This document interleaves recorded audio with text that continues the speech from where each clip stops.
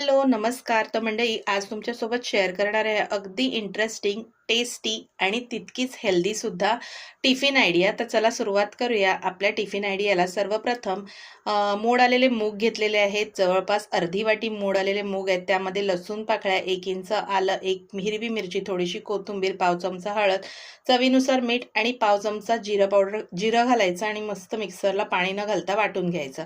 त्यानंतर तव्याला तूप लावायचं आणि आपण जे मिश्रण तयार केलं होतं त्याची अशा प्रकारे टिक्की तयार करून घ्यायची. तुम्ही कोणत्याही शेपमध्ये करू शकता. मी ब्रेडवर लावणार आहे त्यामुळे स्क्वेअर शेपमध्ये केलेली आहे.